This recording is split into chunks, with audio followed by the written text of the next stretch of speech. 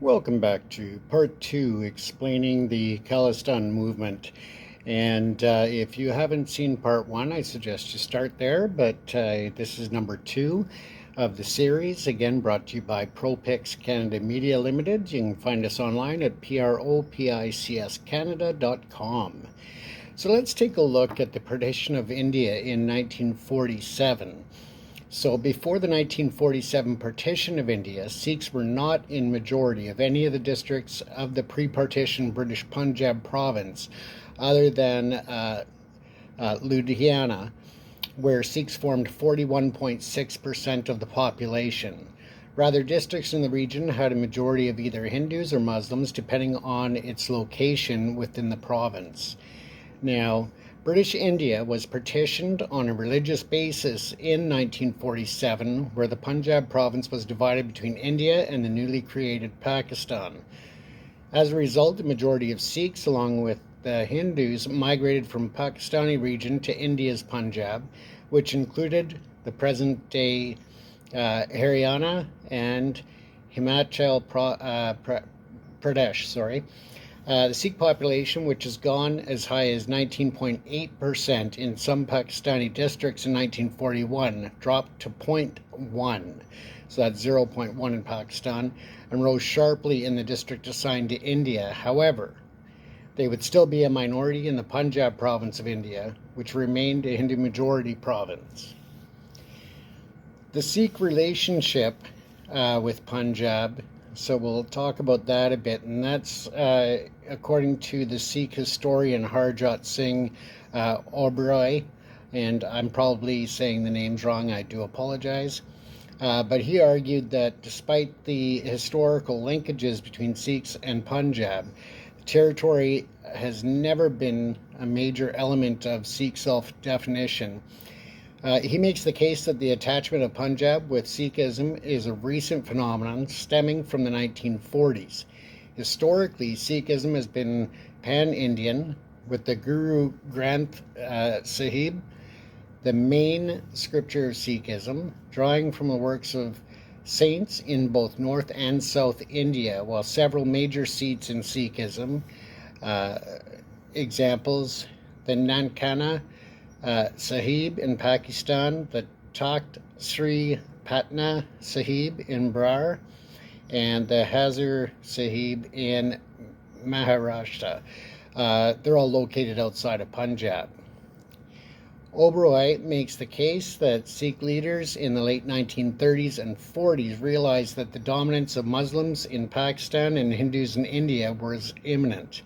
To justify a separate Sikh state within the Punjab, Sikh leaders started to mobilize meta-commentaries and signs that argue that Punjab belonged to Sikhs and Sikhs belonged to Punjab. This began the territorialization of the Sikh community. This territorialization of the Sikh community would be formalized in March 1946 when the Sikh political party of Akali Dal passed a resolution proclaiming the natural association of Punjab and the Sikh religious community. Oberoi argued that despite having its beginnings in the early 20th century, Khalistan as a separatist movement was never a major issue until the late 1970s and the 1980s when it began to militarize. In the 1950s to 1970s, there are also two distinct narratives about the origins of the of the calls for a sovereign state of Khalistan. One refers to the events within India itself, while other privileges the role of the Sikh diaspora. Both of these narratives vary in the form of governance proposed for the state. Example, theocracy versus democracy, as well as proposed name, which is Sikhistan versus Khalistan.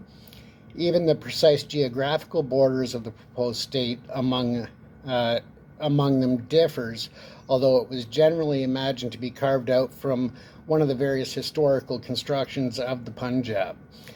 So that kind of gives you an idea there between the 1950s to 70s.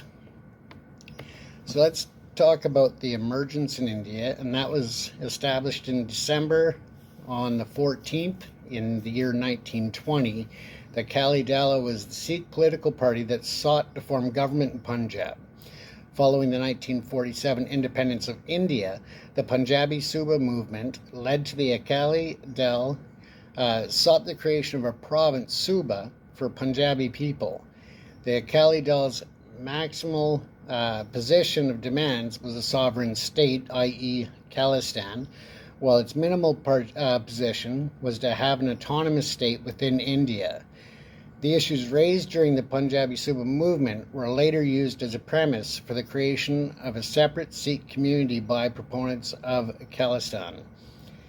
As the religious-based partition of India led to much bloodshed, the Indian government initially rejected the demand, concerned that creating a Punjabi majority state would effectively mean yet again creating a state based on religious grounds.